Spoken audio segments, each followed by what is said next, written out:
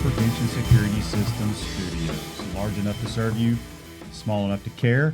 John Cornell, Shane Matthews, JC and the QB on a Tuesday morning. Yeah. We got a good show today. At 8:15, we're having Marty Pallman from the Prep Zone talk a little high school basketball district tournament started last night here in the area.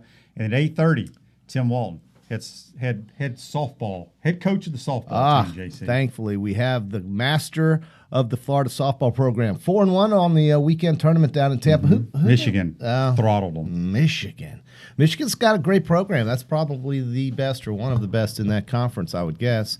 But Florida wins 4 games, gets off to a good start. We'll hear from Tim, give us an update on that. Of course, we've got plenty of opportunities for everybody to chime in and be a part of this show. You can listen to our show on iTunes and Spotify. You can watch the show on YouTube, Facebook.com, and of course, you can go online to PodUpWithShane, all one word, .com. You can ask us questions live in the comment section on Facebook Live, and you can watch previous episodes of our show on PodUpWithShane on YouTube and on Facebook Live. So we're around. We also want to welcome our newest sponsor, The Best Restoration. They're the masters of disaster for a reason. Quality restoration services are one call away. We're also having a contest this week, JC. It's Valentine's week, right? You got big plans for Friday night, Yes, JC? I do. I absolutely have huge plans for the weekend for Valentine's. I am going to Tampa to watch the Lightning play the Flyers, and she is bringing the noise. We've got seats from my Lincoln Annuity wholesaler. We got to thank Vinny Minutolo for that.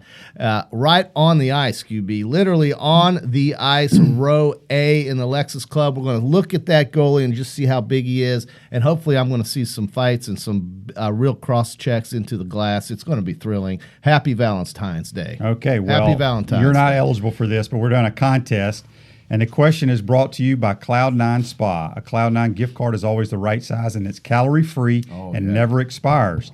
Calorie-free, JC. This is important for you. This week's prize is a free massage at Cloud9 Spa.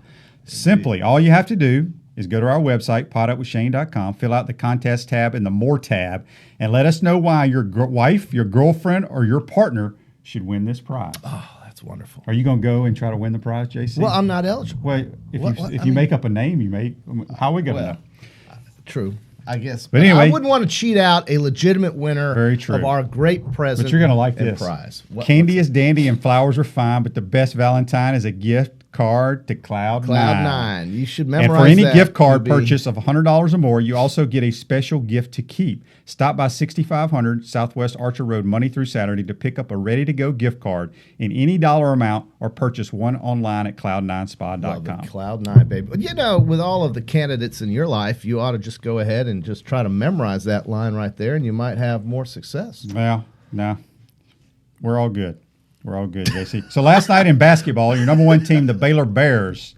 Baylor Bears win 52-45 against the Texas Longhorns. Okay. Duke somehow beats Florida State. Florida State couldn't make any shots. I think they made 3 out of 18 3-pointers. I tell you what, man. Awful shoot. I watched a lot of that game. Awful shoot. Duke, FSU is so long and so athletic. Yeah, but they couldn't shoot. Well, this game really didn't mean much. You got to win. I get it. But no, and listen, here's the thing. They're a team that can make a deep run. Oh, absolutely. But again, they can't go cold and can't shoot 3 of 18 from three-point line because then somebody like Penn State or somebody out of the blue will come up and bite you and beat you, and it's a one and done when we get to tournament time, as you know. But, you look at Duke coming off that very emotional and highly intense game at North Carolina, and you think, oh, wow, they're going to have somewhat of a letdown. You don't get letdowns when you go back home to play in Durham at Cameron Indoor, and I think Duke played a really good, scrappy game, and this is a team you're going to have to pay attention to, obviously. We all know that. But Duke was laying 7.5 points, and you would have thought, oh, man, I kind of like Florida State, and there they are covering. But the Cameron Indoor Stadium, I want to just say this. Everybody, have you ever been in there? Yes, I have. Okay, so have you? I have not. and I really want to go, but there is no stadium about that place. It's a warehouse. I mean, that It's not place, even a warehouse, it's dude. so small. It's a high school gym. Yeah, is what it is. it's a high school gym. I mean, there are high school gyms in Texas that are bigger than that. And I just can't imagine how they pack 8,000 people. That's the announced attendance at that place. And I'm thinking, how is that bigger than Alligator Alley, which is the old Florida gym they have on campus, or had to have on campus, used to have on campus. I don't know if it's still there, right across from the J School where I used to go watch games. They didn't have seats down by the They court. did not. And they did not have seats. And they have seats in Cameron up in like the rafters. Yep, and they did not have seats on the baseline at Alligator Alley, which was a great for all you old Gators out there. I guess Rick would be one of them who watches our show. Everybody remembers Alligator Alley and what a home court advantage it was, because Florida was not that good, but they would play teams like Tennessee and Kentucky and Alabama and good teams like that out of the SEC. Very tough here in Gainesville at Alligator Alley.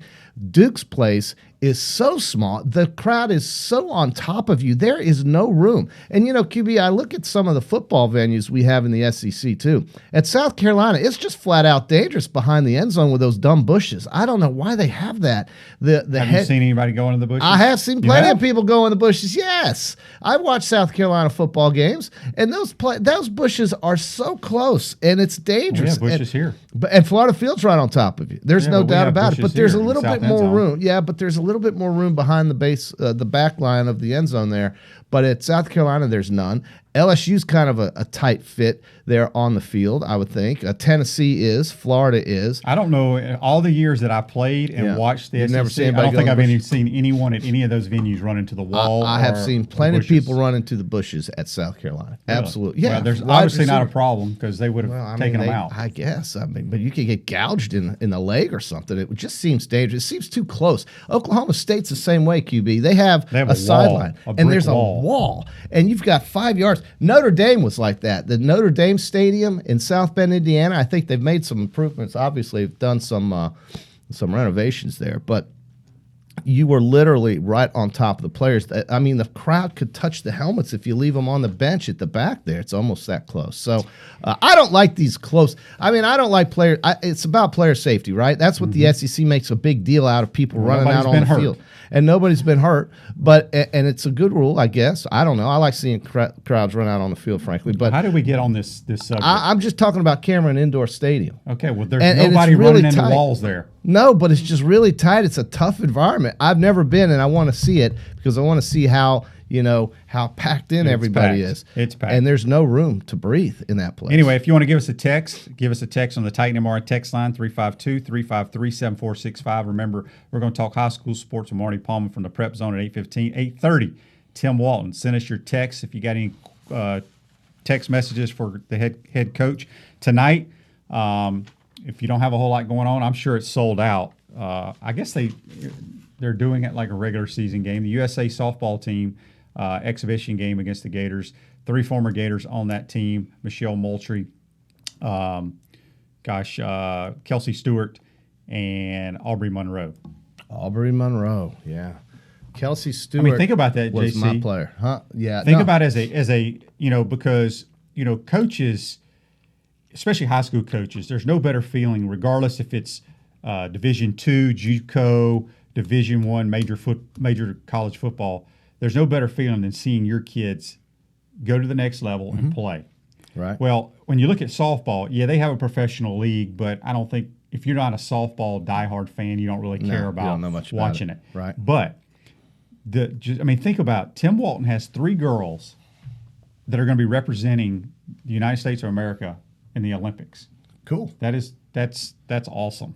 Yeah, I mean this is a great program, QB. I know, but there's no other team. I looked at the roster last night. Yeah. Kat Osterman and Monica Abbott. Monica Abbott, yeah. I mean, I feel like they were playing back when I played. Yeah, they were. They're on the team. Well, you have longevity in softball, unlike in football.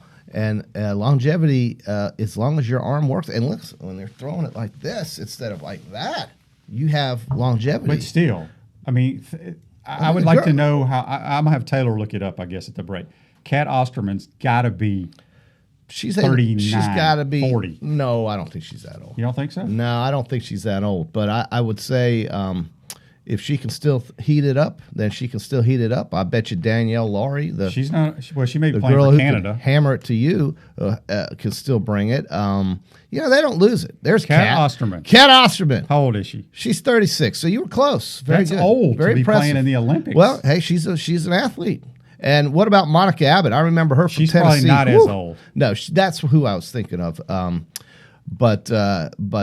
then we had remember the Arizona pitcher that won the World Series for them, and Mike Candrea. She was a blonde-haired girl. Oh yeah, Taryn Mowat. Yes, she coaches for him. She's a coach now. Okay, and then of course we had Jenny Finch. A lot of great players that really kept the Fernandez. What's her name? Lisa Fernandez. Fernandez, who coaches UCLA, who's a coach now, and then of course who's the woman that does the Major League Baseball? Jessica Mendoza, great hitter. That girl can hit the ball out of anywhere. I'll tell you, there's just a lot of names that if you're in the softball world, these are the big names in your sport, and certainly it is fun to see them continue and have the chance to continue their careers until they can. So I think that'll be a cool exhibition. If you want to see the best of the best, you go out there and watch tonight. Mm-hmm. And I'm sure Tim's thrilled to be able to say, hey, guys, girls, look at this place we've got now here at Florida, this stadium. They've seen look it. At that. I know, but now they're playing they game. Playing it. Yeah, it's pretty awesome. Yeah. So, again, if you got any text messages for Tim, we're going to talk a lot about softball today. You got any more news and notes for us, JC? Well, I was talking about Cameron Indoor Stadium, and I was talking about how tight it is in there and what an advantage it is. I got to find my way in there, QB. How did you get in when you got in? I didn't go to a game. I've been in there, though. I shot around. Oh, you walked in there and had a shoot around. Yeah. Yeah. I just can't imagine what a game is like in there. I can't imagine 8,000 fans being in that stadium. It's smaller than you anticipate. Yeah, it just looks that way on TV, too. It looks like a warehouse to me.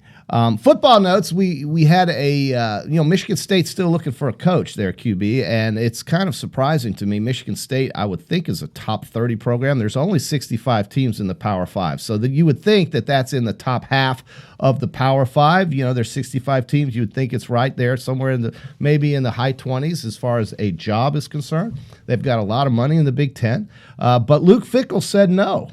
So they're still looking for a job. I don't know what's going to come out of that lawsuit that's underway. I don't know what Mark D'Antonio is going to say as he's been deposed in that case. But him leaving so abruptly like that makes it fishy to me at Michigan State, and I feel bad for those recruits who thought he was going to be their coach, and now he just took $4.5 million and hit the road, and now they're looking for a head coach there. I don't know where they go.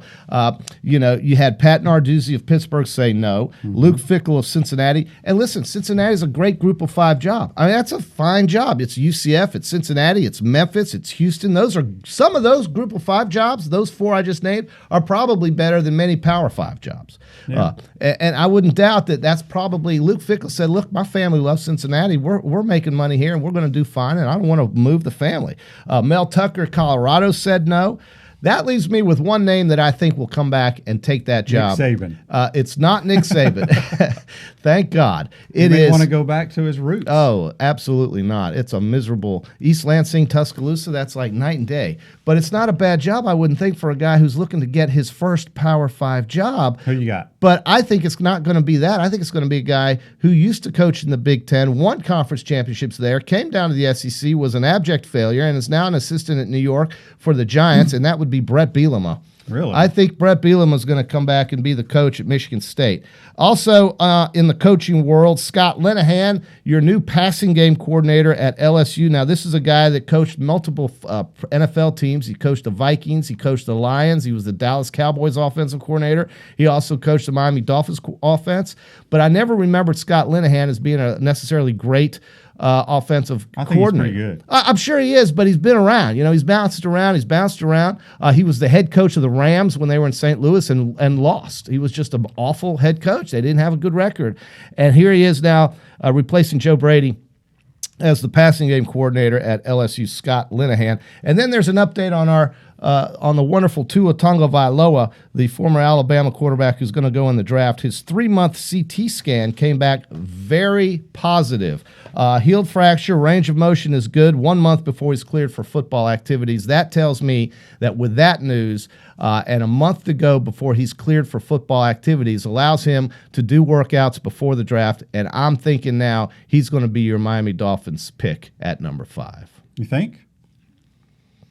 Well, I don't know in that draft. I just, to me, as much as I love Tua, and man, do I love that guy, and he's a Hall of Famer at Alabama, but I worry about his durability, and I worry about him getting hit on the blind side from Nick Bosa coming in on the edge, and I just think this guy is going to get hurt. He hasn't shown us that he can last an 11-game college schedule. And the SEC West is as close to the pros as you're going to get. Why? Because most of the players that are in the pros, or many of them, come from the SEC West. And to me, it seems like, now, of course, he played for Alabama. He didn't have to play against Alabama except at practice, and he didn't get hit at practice. So, having said that, I just don't know if even in the AFC East, the Jets are a good defensive team. The Bills are brutal.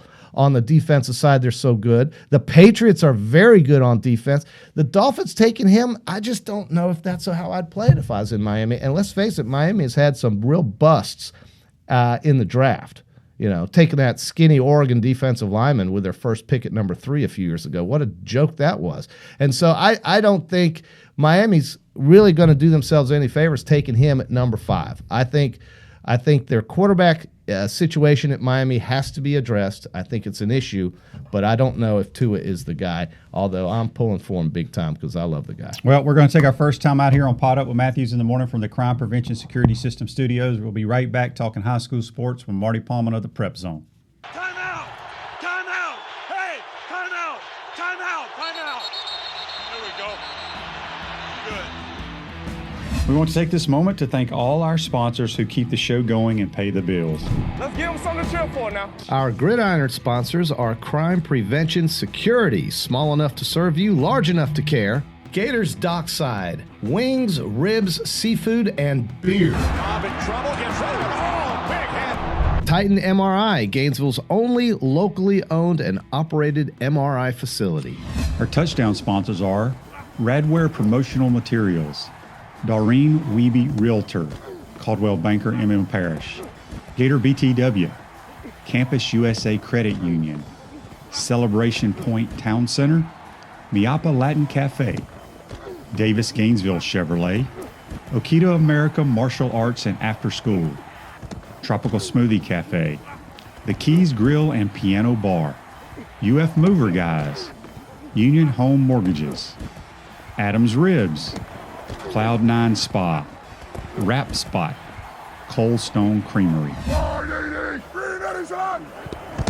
If you are interested in promoting your business on the show, you can visit our website, podupwithshane.com, and click on the advertise button or call Freddie Wiebe at 352-284-3733. Again, thank you for all the great businesses that support the show. Please remember, if you like what we are doing here, thank our sponsors and support the businesses that support us. Looking, still looking. He's going for the end zone. He's got a touchdown!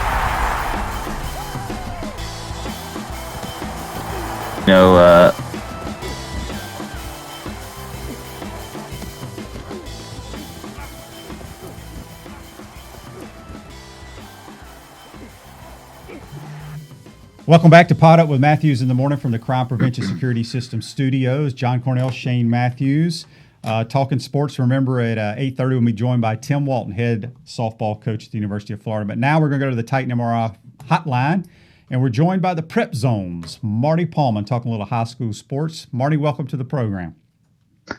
Shane and JC, man, it's good to be with you guys again. It's been a little while. Good morning to you. How you doing? Hey, yeah, Marty, great to hear from you. Very excited to have you with us here for a few minutes. Marty, let's talk some high school sports. What's going on in the area? What's the hot news and notes that you can share with us? I know that basketball is getting ready for the postseason. Yeah, in fact, last night was the start of district tournament for basketball. So that's just getting going for boys basketball, and girls basketball is going to get going with regional play. That'll be Thursday night coming up. But really, the big news last night in the area was Eastside High School hired a football coach. So that we always talk about, we'll get into basketball too in a minute, but Eastside hired a football coach. We're still talking football. So Gainesville hired a new football coach a couple weeks ago when they brought over Doc Pollard from Santa Fe High School as their new head coach. And now Eastside's new coach is Alexander De Leon, who was the offensive coordinator at Buchholz. A young coach over there goes over to Eastside. So kind of have coaches switching schools, going from across from Buchholz to Eastside, just going across Alachua County, it seems. Well, Marty, like as you said, the district tournaments in basketball started last night. Can you give us a rundown of your thoughts of the best teams in the area that may make a long run? Yeah, well, QB, really looking at this right now, Eastside's the team. Well, Hawthorne really in Alachua County is the team to look at in the county. They've been the team to beat most of the year. The only team that's beaten them in Alachua County this year is Eastside. We'll get to them in a moment. But Hawthorne, once again in Alachua County, they've only lost a couple of games. Eastside beat them a couple weeks ago. But Hawthorne, only 3 losses this year. They're going to get going coming up in district play on Friday night as the number 1 seed. They'll play the winner of the Bronson-Chiefland game coming up on Friday night. But Hawthorne, always a team to look at in 1A. But Eastside, they're the number 1 seed in their district, and they'll be playing in 4A, District 5. That's coming up on Wednesday night, as Bradford, Keystone Heights played tonight in that district. The winner of that game will play Eastside. But Eastside, they were actually 5-5 at one point this season, and they were missing a couple of key players there in Jarvie Gainey, and he came back about mid-season, came back from Trinity Catholic. He was a transfer, and he was brought back in. He was injured earlier in the year for Eastside. When he came back, he started really getting hot for them, and since then, Eastside, since the Christmas break, they have won 13 out of 15 games for Pop Williams. They beat Gainesville twice. They beat PK Young on that schedule as well. And they've really been rolling along. They beat Gainesville last week by 22 points. They knocked off Santa Fe. They beat PK Young by 14. They beat Hawthorne by 5. So Eastside right now looks like the team to beat in the area. And they're going to get going, as we said, in district play. Of course, the change this year in the format, the only thing to watch is if you win the district tournament, that stays the same. Of course, the district champion advances to the regional playoffs, but the district runner-up doesn't necessarily advance from the district tournament. It goes based on the regional seeding or a point system, kind of like based on max prep. So the district runner-up doesn't necessarily advance. So it's going to be based on kind of like football on rankings. So we'll have to see how that affects some of the teams advancing in the postseason. But right now, Eastside, as you can see, in Gainesville is the team, or right now the team to watch. Gainesville High School, they've kind of been up and down this year, got off to a good start, kind of struggled down the stretch. They're going to be playing tonight in 6A District 2 in the semifinal or the quarterfinals against Tallahassee Linehan. If they win, they'll play Lincoln, the number 1 seed, on Friday night in the semifinals. On the other side of that district is Columbia. They're the 2 seed. They're going to play the winner of Buchholz and Childs. Buchholz has had a tough season. They'll play Childs tonight. Buchholz, the 6th seed, has to go to Tallahassee to take on Childs. If they win that, they'll get Columbia on Friday night. Well, I'm a Bobcat, Marty. I'm a Bobcat, and as an alumni, I support the baseball team because I was a great baseball player. But the thing about it is, I am so tired of seeing that school not perform in some of these other sports like basketball. And and of course, in football, they've done okay. But they should be, I think, better with the fact that they're so big as a school. They're the biggest school in our area by far. And for some reason, they seem to struggle. And these districts, can you explain to our viewing and listening audience how they figure out that a Tallahassee team and Buchholz would be in the same district, much like in the past when it was in the Jacksonville area? Why is it that Buchholz has a district that extends so far away? I've never understood how that works. Do you know how that works? Well, I think part of it is it's just they're the biggest school in the area, and So they go by the population of the school. Well, there's Yeah, no they go other, by there's no other Right. schools their size in the area. Okay, It's- so absolutely, and I think that's why you see Columbia's kind of in there as well. They kind of just stick out in the area. It's got Columbia, you got Buchholz, and then you either in with Tallahassee or with Jacksonville, and that's just they're kind of stuck in the middle. And you're right, Buchholz is either gone from Jacksonville schools to Tallahassee schools, so it's just not a way to fit them. Now, Buchholz now is in a district with Gainesville, so at least they kind of switched it up a bit. it's always changing, it seems, but they're always playing the schools here in town. And Eastside and Gainesville and Buchholz have always been traditionally very even with the way they've competed in most of their sports. Certainly, I don't know of one school that's separated itself from those other two schools because the city and the county are very closely tied together with the way it's all put together. But I'm also looking forward to baseball. I think baseball is going to be starting up soon. Is that right? Yeah, it's coming up in fact here before the end of the month. We'll have baseball wrapping up. It starts pretty early, and basketball wraps up here, as we said, district tournaments this week. Girls basketball regional playoffs start on Thursday with PK Young in action. As usual, the PK Young girls have another big year. They'll be on the road in Jacksonville against Providence. Trenton, the defending state champion in girls basketball in 1A, they'll be at home. And then you have Columbia on the road. And then baseball, that'll be starting up, and softball here in the next couple of weeks. So, it's coming up. Now, see, the opposite of what I feel like with Buchholz is Trenton, a school that is so small but comes up with huge results in their both football programs historically and also in some of these other sports. So I always like hearing that Trenton's doing successful because it's such a small town over there in Gilchrist County. But we got to tip our cap to the Tigers of Trenton. Marty, final question here. We got a text from Lewis on the Titan MRI text line. He asked Marty what his thoughts are with Anthony Richardson since he covered him at Eastside. What his thoughts are. Does he fit Dan Mullen's system?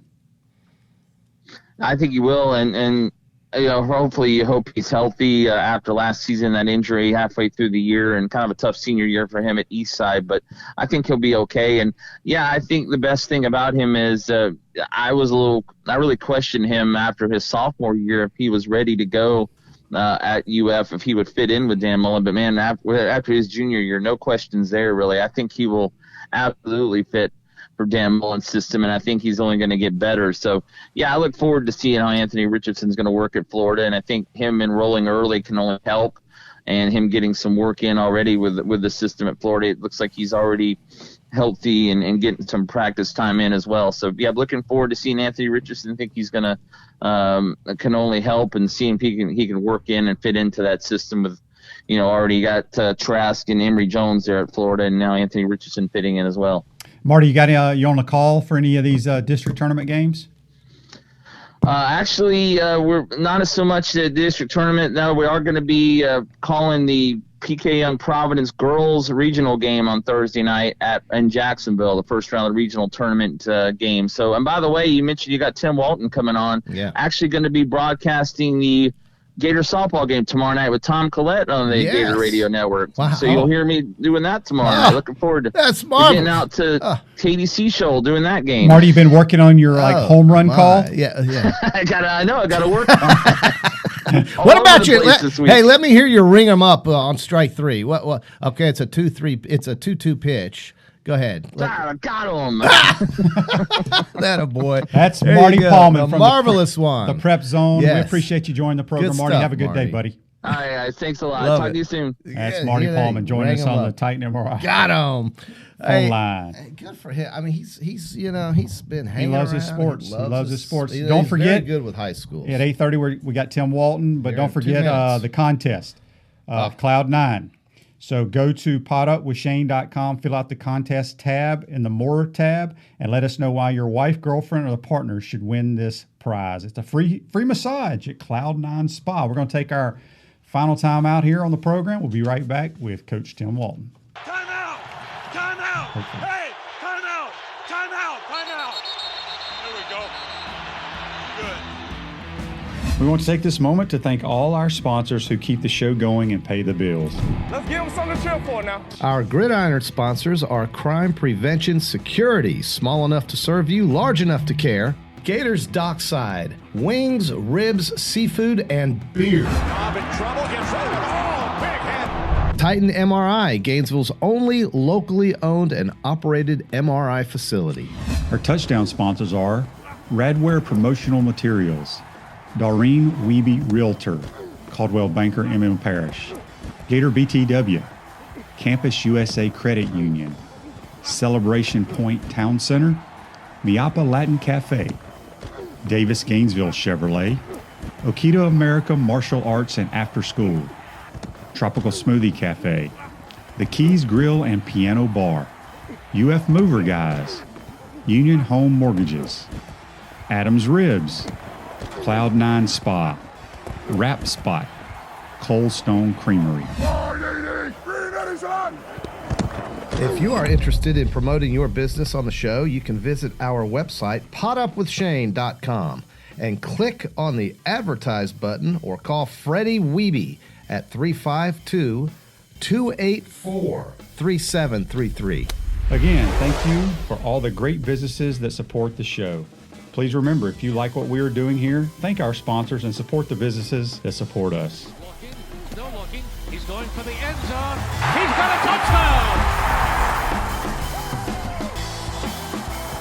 Welcome back to Pot Up with Matthews in the Morning. John Cornell, Shane Matthews coming to you live from the Crime Prevention Security System studios, large enough to serve you, small enough to care. We're going to go straight to the phone lines. That's the Titan MRI phone line, and we're joined by head softball coach Tim Walton. Tim, welcome to the program. How are you? I'm great. Thanks, Shane. Thanks for having me on. Yeah, Tim, you're coming off a 4-1 weekend. Talk a little bit about what you saw out of your team down in Tampa. Lost to probably a very good Michigan team. How do you feel going into the game tonight?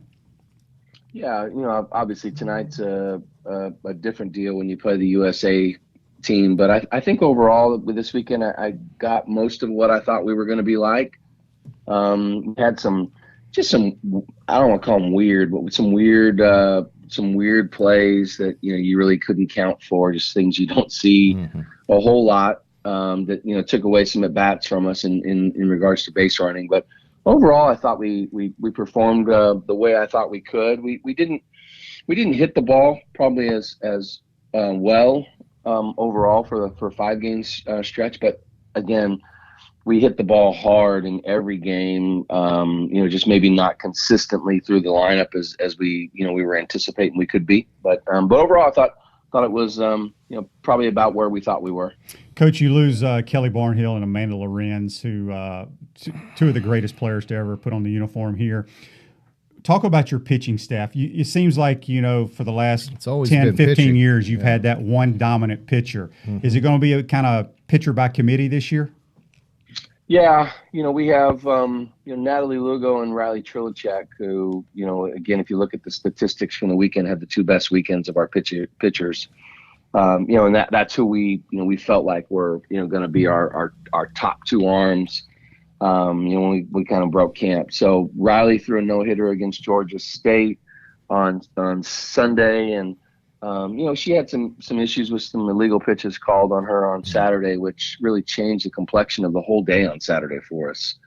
She throws 3 innings. We go to the bullpen a little bit earlier than we want, and then Michigan were scrambling after 2 outs in the first inning. We can't get another out, and we gave up 5. So I think ultimately we will be pitcher by committee, and Natalie is very capable of doing a lot of good things. She threw a 5 2/3 innings of no-hit ball versus USF on her comeback after on Sunday, and Riley is going to be Riley, and I think she's going to keep the ball in the ballpark for us and give our defense a chance. But definitely pitcher by committee, which again is what we thought we were going to be.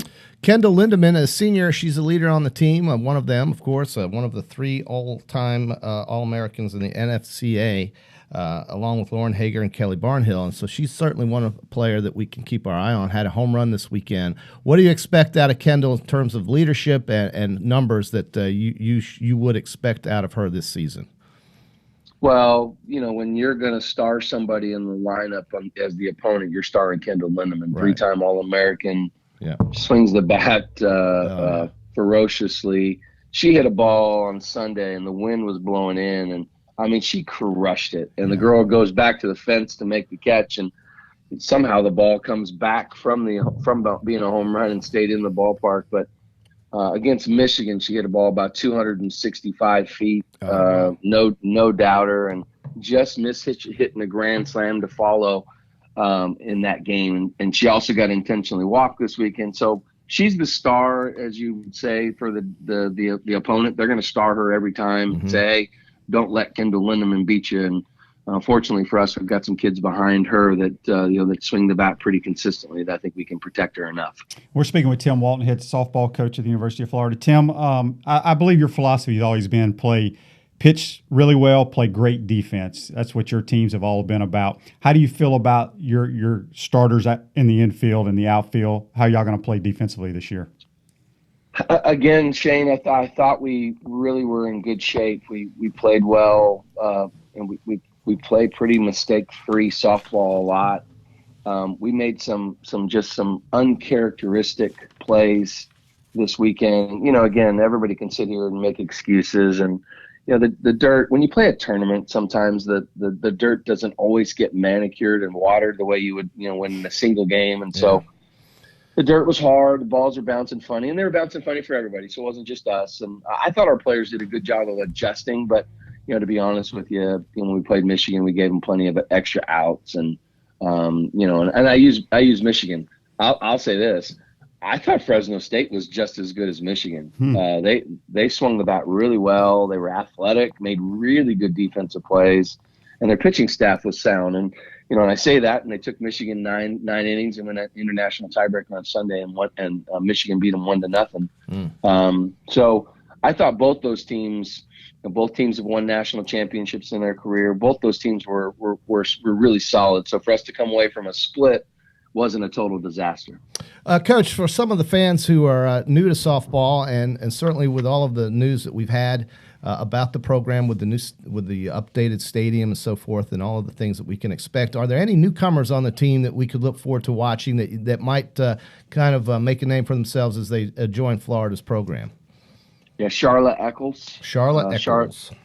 Charlotte Eccles is a transfer for us. She's a sophomore from Michigan State. She's a Georgia native from Noonan, Georgia. She's fun to watch. She's not super tall, but she carries a mean stick. Simple in the box, a really easy approach. Again, she hit 2 home runs this weekend that were no doubters, and I think she ended up leading our team in hitting for the weekend. But she's got a chance to be really, really special for us, and a different kind of competitor now. Again, when you named Amanda Lorenz and Kelly Barnhill and Kendall Lindemann, I think the biggest thing that I can tell you, obviously God gave them a gift, but they're special competitors, and Charlotte Eccles is a special competitor. Tim, I had somebody ask me this the other day who I thought was the greatest player that I've seen play at Florida in softball, and I went with Amanda Lorenz. Who did I go with? I can't remember who you went with, I JC. went with Kelsey. But, I mean, as a coach, it's hard to pick one. But usually you go with a pitcher. But I think Amanda Lorenz was the best pure softball player I ever saw play here. Would you agree with that? See, I told him, Tim, he's not going to say, Shane, he's not going to say, well, this one was better than all those other. He's had Hall of Famers all over the place. Well, I understand that, but Coach Spurrier says Danny Werfel's the best quarterback here. Okay, I mean, you guys. Yeah. Here's what I'll say to both of you. I think that when you just said it the way you said it, I go back and think, okay, who's the best and why would they be the best? So Amanda played 4 positions in her career. She played left, she played right, she played center, and she played first base. Yeah. So when you start to go through that, you go, wow, she played a lot of positions. Kelsey Stewart played short. Kelsey Stewart played second. Hit 400. I mean, when you look at it, I think Amanda Lorenz is the all-time batting average leader for 4 years in her career. I think if I could say it in a nice, diplomatic easy way, yes. I think Amanda Lorenz is the best hitter that we've had at the University of Florida. Hitter. And I think Kelsey Stewart was probably the best playmaker we've had at the University of Florida. I think she just. I mean, if you remember against UCF one time, we had a ball four walk, and she scored from second because they weren't paying attention. So I think she's the best playmaker we've had. I mean, but I will say, in my experience of watching you and your glorious teams, Francesca Nea still hit the furthest ball I've ever seen in my life. And I'll never forget those balls that she would hit. Brittany Schutte would hit, Hager. Yeah. And is Lindemann in that world of being able to stick it, into the trees like those three that I just named? Oh, I can't wait to see that. Again, she's one that she hits them as high as she hits them far. That's what she definitely has tons of pop for sure. No doubt. Well, Tim, tonight's a special night. The USA softball team is going to be there. You got 3 girls playing on this team. I was telling JC before we had you on, as a high school coach, there's no better feeling than whenever your players play on Saturday, regardless if it's JUCO, Division II, major college football. There's no better feeling than that. And I mean, you got to be a proud coach to have 3 girls on this team.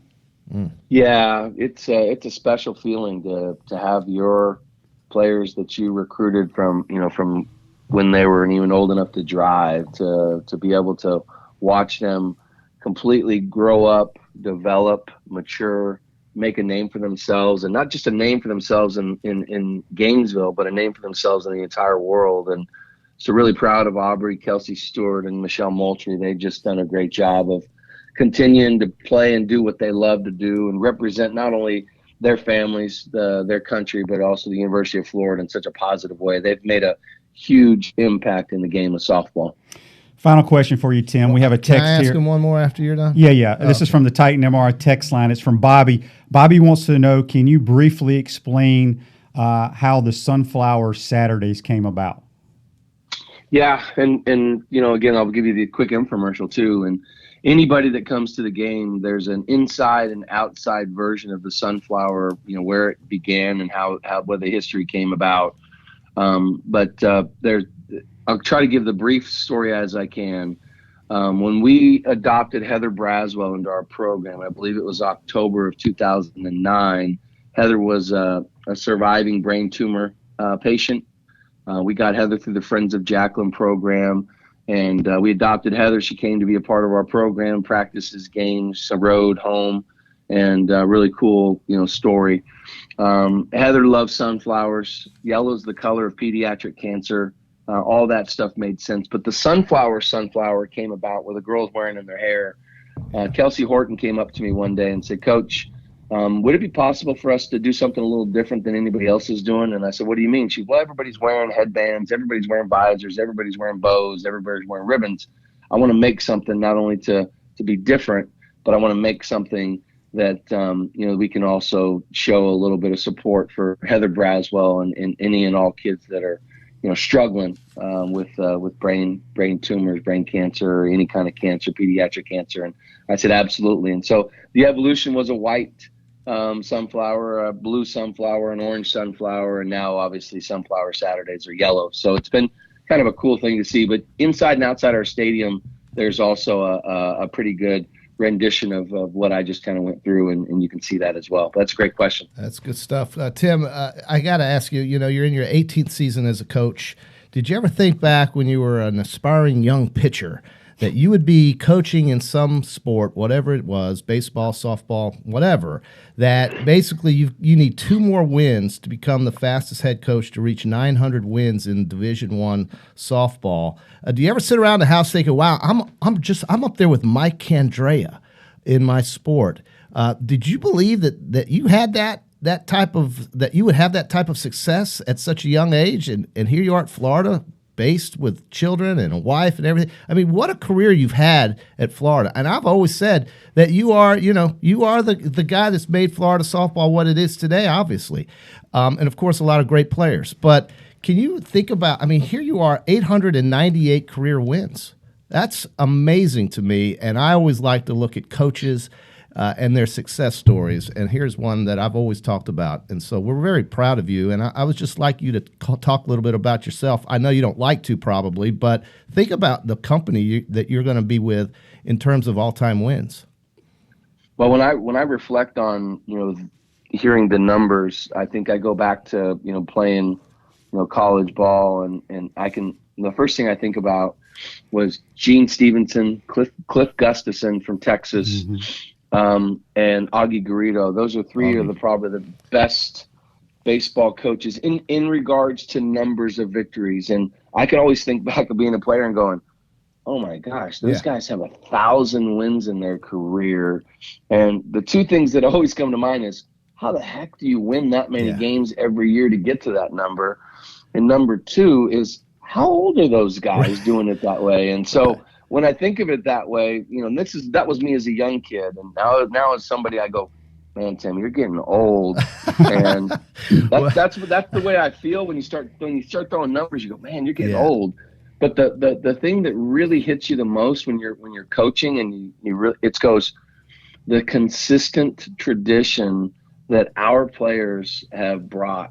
You know, again, I know that, you know, that sounds like it's me, but I mean, sure, there's a lot to do with success and with management, but just to have the players to come in every single year and bring and continue to bring the tradition of excellence into our program, and pass it from generation to generation to generation to generation.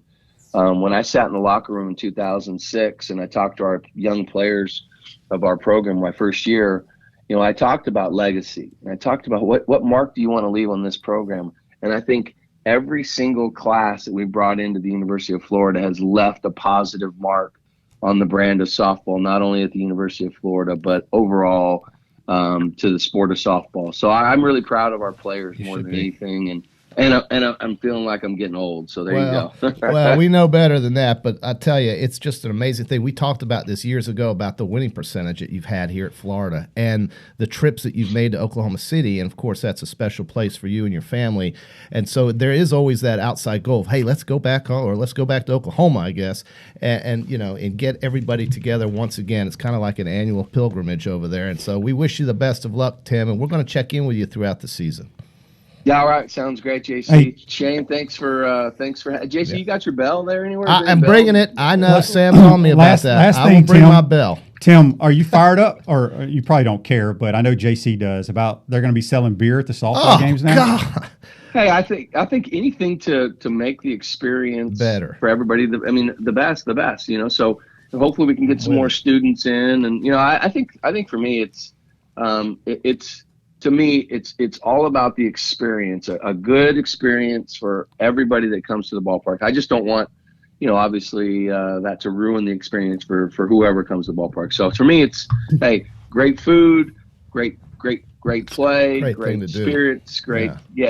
I mean, to me, it's about the whole. When I go to the ballpark, when I go to all the major league ballparks that I go to me, it's not always about just the play on the field. Sure, you want to win, you want your home team to win, but it's all about taking in the ballpark and all the experiences of the ballpark. Yeah. So I hope that JC and the QB can be sitting over in the corner having a cold refreshment and cheering on the Gators. We will be cheering on those fighting Gators, Tim. Thank you so much, buddy. Appreciate it, Tim. Guys, thank you very much for having us on. And, hey, JC, Sam says to say hello to you, and you're always her favorite. So I appreciate you guys. Go Gators. My best to the family. That's Tim Walton, head softball coach of your Florida Gators.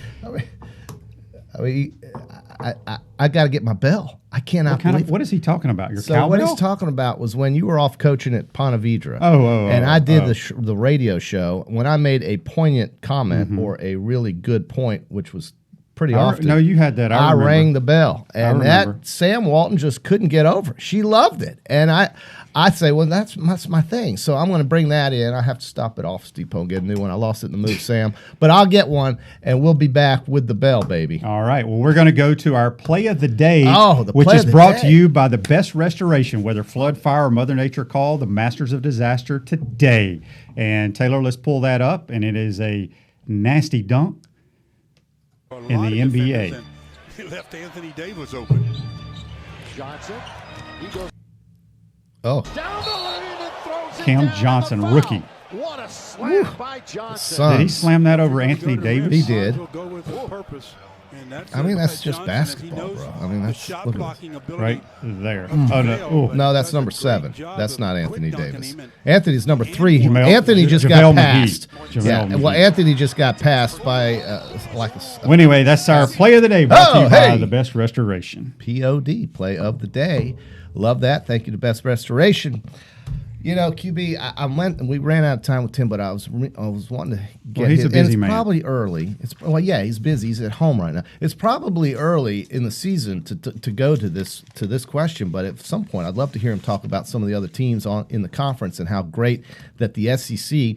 And the advent of the success of the SEC has come in and challenged that Pac-12 conference and, of course, the Big 12 conference because Texas and Oklahoma and some of those teams over there are pretty darn good. Oklahoma especially is very good. They play in the College World Series basically on their home field, and Gasso's been a really good coach. But when it comes to coaching, and I have marveled at this one thing about Tim Walton, and it just I can't get over it. The winning percentage. You win 80 some odd percent. Well, before the season started, he was at 825. 8. And he's 4-1 on the year. I mean, and we're not talking about some namsy-pamsy league. The SEC is really competitive. It's extremely competitive. Alabama is very good. Missouri is very competitive. Kentucky's last year, LSU is good. Georgia is good. Tennessee is good. If I'm not mistaken, every team in the SEC Auburn is made good. the tournament. Yeah. How many teams are we talking about here? 13 teams? 14? Yeah, 13, because Vandy doesn't have a team. So I think it's incredible how competitive this league with all of the teams has become. And I think it's a lot of it has to do with the fact that Florida's been successful, but also it has to do with the fact that these players, they may want to get out of California and all these places and come from far away distances to play in the southeast part of the country where they know there's facilities, where they know there's great coaches, where they know there's great competition, and try to be the best in this league. And this is a great league for softball, and I think it's wonderful. Folks, if you haven't been to a softball game, do yourself a favor and just run out there and enjoy it. You can't do that anymore. You have to buy about? tickets now. Okay, so fine. It's You buy a sold out. ticket. Okay, well, you can still get in somehow or way. But the thing is that it is such good entertainment, and it takes about an hour to 2 hours. It's a 2-hour deal, basically in and out in 2 hours. And to me, that is an attractive venue, an attractive, viable option for sports lovers in the spring. And then when the baseball program, and you're going to have Big Red on tomorrow, when the baseball program cranks up across the street in that new facility over there, that part of campus is going to be very popular. I'm loving it. I can't wait to see it because, I'm a baseball guy, but I've always been down on the facilities here with what they've had, and now I don't have to worry about that anymore because after this season, the baseball team's going to move over. They're going to bulldoze that dump, and they're going to put a football facility there, and they're going to have a baseball and softball complex that people can be proud of here at the University of Florida, and I love it because I live in Gainesville, and I love the Gators. Yeah, and as you mentioned tomorrow here in the Crime Prevention think of Security that? System Studios, we're going to have Jeff Cardozo, who Big play-by-play Red. baseball guy for the Gators, Yeah. Former pitcher. Also, don't forget, if you want to get involved with our contest this week, presented to you by Cloud9 Spa, it's a Cloud9 gift card. It's always the right size, and it's calorie-free, JC, and never expires. This week's prize is a free massage at Cloud9. Simply go to the website, podupwithshane.com, fill out the contest tab. In the More tab, you click a couple tabs, and let us know why your wife, girlfriend, or your partner should win this prize. And we appreciate the folks at Cloud9 for getting involved with the program. And I'll be at a hockey game in Tampa. I'm excited about that. You can, But for Valentine's, we're talking about Valentine's. right? But we're going to I announce. think Cloud9 is great. We're going to announce the winner on Monday, so it has nothing to do with Valentine's Day, No. the actual day. Oh, okay. You That's what you kind of asked me earlier. Well, I was just curious. Oh, okay. I understand. Well, I as we get close to finishing today, I want to thank Marty Pallman, the marvelous one, and of course Coach Tim Walton of the Florida Gator softball team. I think I may go tonight. Well, I mean, you're going to see the best softball you'll probably see, maybe in terms of just overall talent on the field, on one field together, maybe that you'll see all year. Yep. I mean, this team that's coming in, this is it. These are the pros.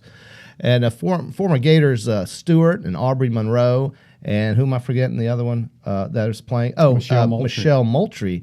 These players all had big impacts on the program and were successful and won. So it's exciting to watch them come back, celebrate, and be a part of something here at Gainesville. It's a special place for all the softball family in Gainesville. So I think you'll enjoy Big Red tomorrow. He's going to give you all you need to know about Kevin O'Sullivan's team this year.